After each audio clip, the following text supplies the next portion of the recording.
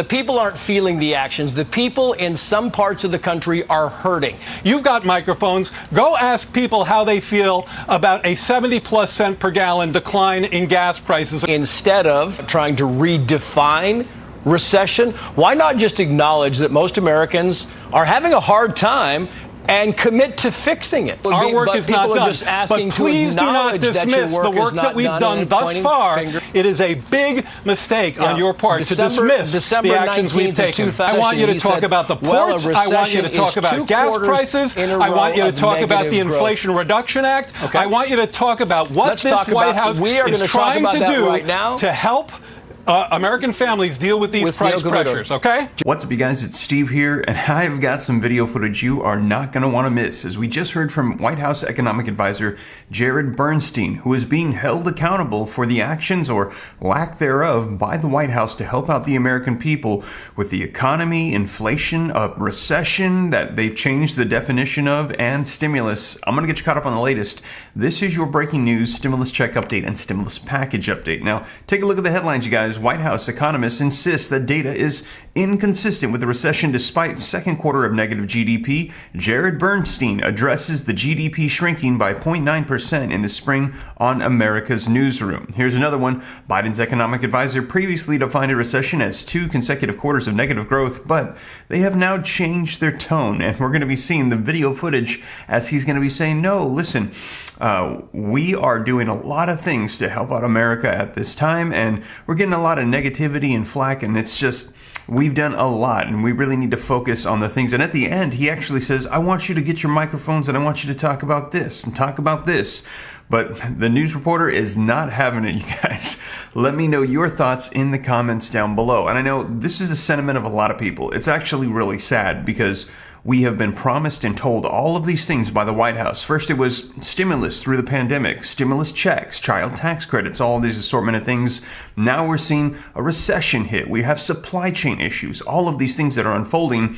And rather than addressing it and saying, yes, we are dealing with high inflation. Right now, the economy is not doing well. We are entering into a recession. The White House is saying, no, that's not the definition of a recession. Things are going much better than you thought, and gas prices are dropping and things are going well. Well, you guys, in this report, you're going to hear him say, you don't need a thermometer to know it's hot outside. In other words, we don't need reports to let us know that gas prices and food prices are at record highs and that Americans are feeling the pain financially across the United States. Now, let me know your thoughts in the comments down below, but we're going to be taking a look at this interview so that way you can hear it for yourself, hear exactly what the White House had to say in response. And here's some of the questions that a lot of people have been asking sent to the White House. So we're going to dive right in and get you caught up on that. Also wanted to mention that there's nearly 5,000 people now that have signed up to get access to all the stimulus checks in the nation. States, cities, and counties are sending out checks right now. Last night I was up pretty late again. I found several in Texas. There's several universal basic income monthly stimulus checks going out in San Antonio, in Houston, in Austin. I found several of those programs in Texas, and it requires a lot of research. I can see a lot of people think that these aren't available. They actually are, but you got to spend hours sometimes to figure out where to get them, and some of them have not yet launched, but there's been announcements of them, and so I actually was unable to find the resources of where to go. So I'm going to keep this regularly updated, so as soon as that information comes out on these programs in Texas, you can get access to them. And also, we heard that the state of Texas has $24 billion in surplus funds, so if you're in Texas, keep an eye out for that. Sounds like more money is going to be coming here on the way very soon. Now, you guys, like I said, if you want to be a part of that, go ahead and go to www.reliefroadmap.com, put in your email, and as soon as that is ready, I'm trying to put it all together for you guys. I want this to be perfect so that way you can have access to everything and not miss out on anything, because hearing so many people are missing out. Go to the website, put in your email. Once it's ready, I will notify everybody. My goal is to knock this out this week. Hopefully I can get it done. I did not realize what a can of worms I was opening up, trying to get access to all of these programs and all the research that was involved, but I'm going to have this for you very soon. So www.reliefroadmap.com. Go add your email and be notified as soon as that's ready. But with that being said, you guys, let's take a look at this video footage. And before we dive in, do me a quick favor, smash the like button if you appreciate the updates. Helps out the channel a ton. I'll keep you up to speed on everything going on. Let me know your thoughts in the comments down below. Share this out.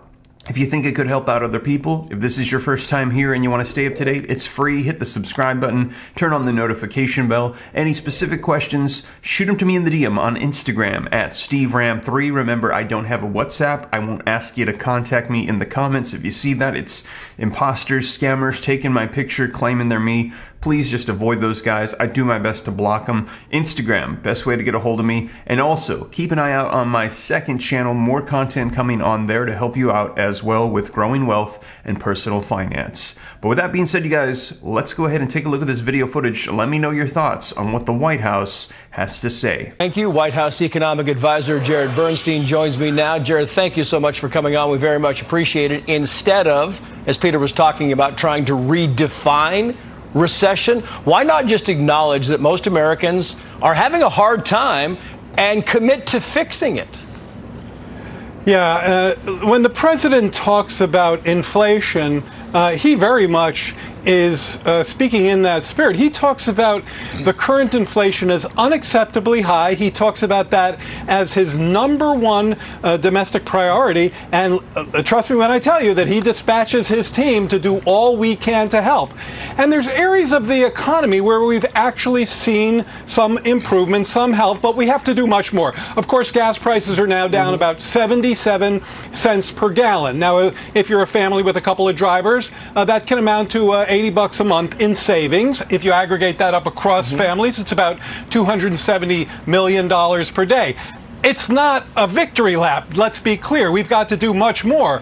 But one part of that decline in the gas price, it's a global price, there's a lot that goes into it, has to do with this president's release of oil from the strategic reserve. So we want to be clear that we're doing all we can. Many other measures, including some that are on the legislative docket that can help. We should note that release of the supply is arguable. Going back to inflation, as Peter Ducey was saying, the White House is now saying that inflation is too high, that we got to get inflation under control. But boy, when it first started a year plus ago, inflation wasn't too high. Inflation wasn't real. It was transitory. So what's to stop the White House 3 or 4 months from now saying, you know what, boy, this recession thing really was real and it's killing Americans? That's the whole point that people are trying to make is now you're saying recession isn't really happening, but then you said inflation wasn't really happening and now it's too high. So look, no one ever said inflation wasn't really happening. So I think you need to be transitory, which means it's very different.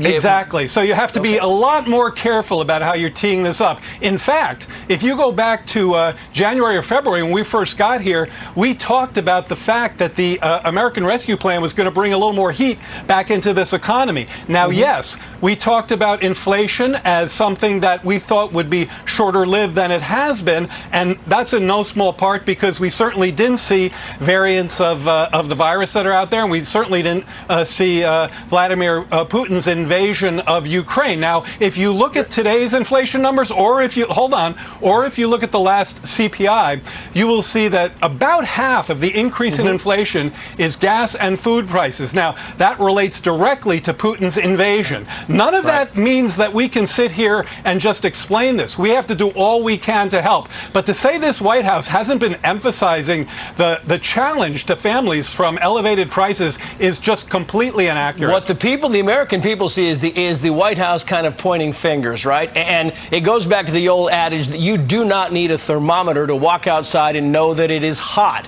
And what we're saying is that there's this pattern with the White House that inflation wasn't really genuine, it was transitory. That gas prices were first the oil company's fault, and then they were Putin's fault, and then they were the gas station owners' fault. It's this finger pointing. What I'm saying is maybe it's time, because it hasn't helped in the polls, to really take ownership of these things and then try to solve them. Is that a fair assessment? So we've done exactly that. So when the president says inflation is unacceptably high and it's my #1 domestic priority, he is telling his team, of which I'm a member, to do everything we can. So let's talk about what we've done and what we're doing. Months ago, we began to try to work at the ports, particularly Long Beach and LA, to increase the speed at which goods were getting from ship to shelf. That throughput now is just about back to where it was pre-pandemic. We helped to pass an ocean shipping bill that took down the price of ocean shipping by about 11% over the past month. I've already talked about our interventions in the oil space in terms of gas. Now we have a bill, the Inflation Reduction Act, that will directly reduce family budgets when it comes to prescription drugs and healthcare premiums, as well as the purchase of clean energy goods and services. So, for example, electric vehicles. So I think it's, again, wholly inaccurate to dismiss the actions that we've taken. Now, the Fed is the first and foremost inflation fighter. It's not the actions, sir. It's the have also been explanations the White consistently House taking actions to give. to make a real difference in this space. Right, but the people aren't feeling the actions. The people in some parts of the country are hurting, and they're not feeling the actions, which is why the president's approval rating is so low, which is why pessimism about the economy is so high, is they're not feeling the actions, and they feel a lot of finger pointing. I want to put this up because this is from a chief economist at Goldman Sachs, saying the following: while GDP declined for the second consecutive quarter, the official definition of a recession is a judgmental mix of levels and rates of change across several variables,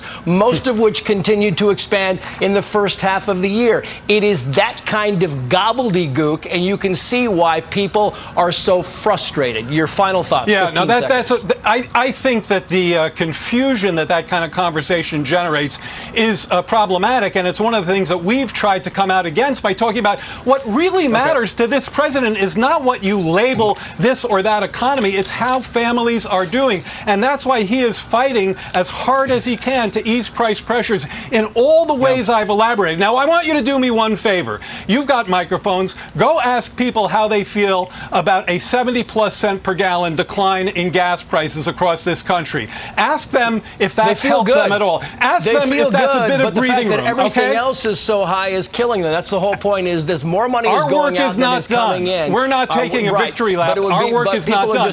But please do not dismiss the work that we've done thus far and the actions that we've taken thus far to help the American people deal with these elevated price pressures. It is a big mistake on your part to dismiss the actions we've taken. December 19th of 2000, President Clinton was asked about inflation or a recession. I want you to talk about the ports. I want you to talk about gas prices. I want you to talk about the Inflation Reduction Act. I want you to talk about what this White House is trying to do to help American families deal with these price pressures, okay? Jared Bernstein, thank you, sir, for coming on. We very much appreciate your time. So there you have it, you guys. That was White House Economic Advisor Jared Bernstein in response to everything going on with our economy.